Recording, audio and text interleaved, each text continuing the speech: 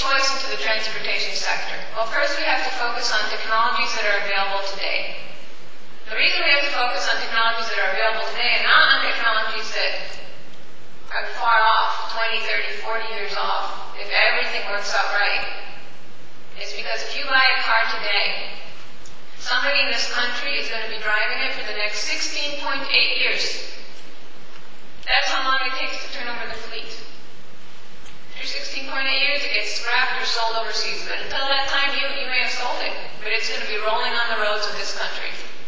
And every year, 16 to 17 million new cars roll on our roads. So we need to make sure as quickly as possible that those cars are not solely wedded to oil.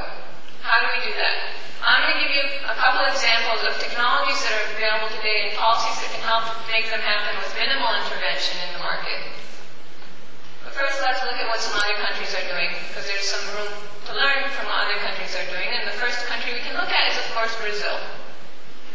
Now, every single new car sold in Brazil by General Motors is a flexible fuel vehicle. 90% of new cars sold in Brazil this year, in fact, are flex fuel vehicles.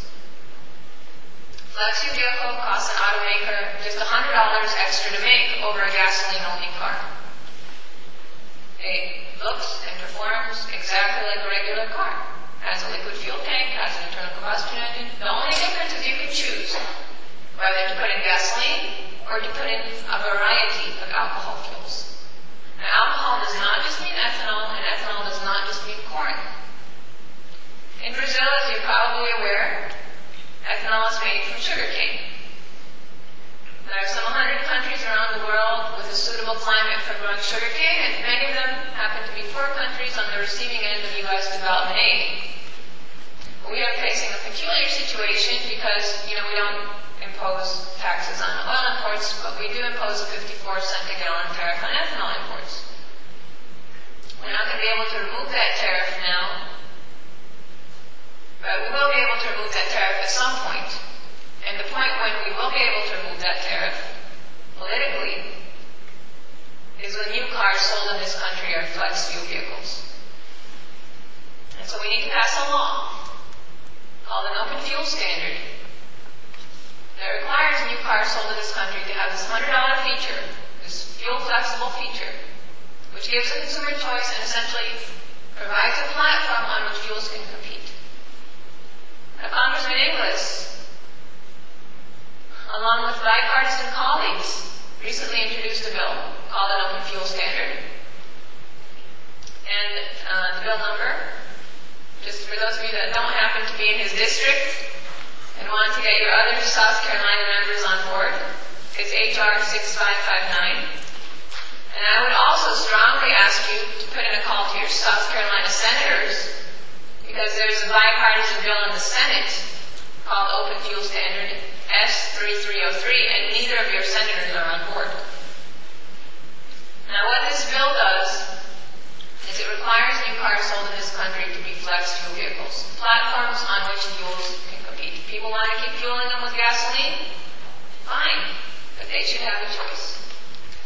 They should be able to fuel them with a variety of other fuels. Now, we said ethanol is just one alcohol, and ethanol in this country is made from corn, can also be made from sugarcane, but there's another very important alcohol, and that's methanol. The Chinese are very, very focused on methanol. Methanol you can make from a variety of sources, not just agricultural sources. You can make it from natural gas, you can make it from coal, you can make it from waste. Even in the future, there's a lot of work being done to make it from vented carbon dioxide. But let's talk about methanol from coal, because that's what the Chinese are focused on right now, using American technology. Actually, they've doubled their coal to methanol production over the past year and a half, and they're on their way to increasing it manyfold. How much does it cost? Well, it's about 50 cents a gallon to make methanol from coal. Methanol has about half the energy of gasoline, so that's $1 per gasoline equivalent gallon. The same amount of methanol you need as you would need to drive for the same as you drive on 1 gallon of gasoline. And if you add in taxes and distribution, you're talking at about $2.20 $2.20 cost at the pump for the same amount of methanol that is equivalent to 1 gallon of gasoline in terms of how far it would take your car. It's not bad. That's not to say that people wouldn't hike their prices up to match the price of gasoline, but they could sell it at a profit at that price. That's what the methanol industry estimates. So there are other liquid fuels. This was just to illustrate to you that we're talking about, first of all, technology that's here today in terms of vehicle technology. It's not brain surgery. There are over 6 million flex fuel cars on the road in the U.S. Most of them are not warranted to operate on methanol, by the way. They need to be. Gasoline, ethanol, and methanol. Ethanol alone is not sufficient. And Brazil has incredible success with this technology, and China is implementing this technology as well now. But that's not enough. We already said we don't generate electricity from oil. So what we also need to start to do is to start using electricity in our cars. Now, some of you here might drive a hybrid. Anyone? One person. 2 people. 3. Okay. Well, how many of you have test driven a hybrid? More. Okay. I would strongly encourage you, if you're in the market for a new car, to at least test drive a hybrid. First of all, they're very fun to drive because you're starting off right on the battery, which means it's like flipping on an electric switch. You don't have to wait for the gasoline to move and get ignited. Now, a hybrid, though, is not sufficient for our needs because with a hybrid, what do you have? Hybrid, you have an internal combustion engine, you have a liquid fuel tank. You also have a battery. And that battery, just to simplify, that battery gathers the energy that would otherwise be dissipated as heat every time you brake. Okay, so take any car, make it into a hybrid, don't add weight or power to the car, just take that exact car and make it a hybrid, you'll get about twice the miles per gallon.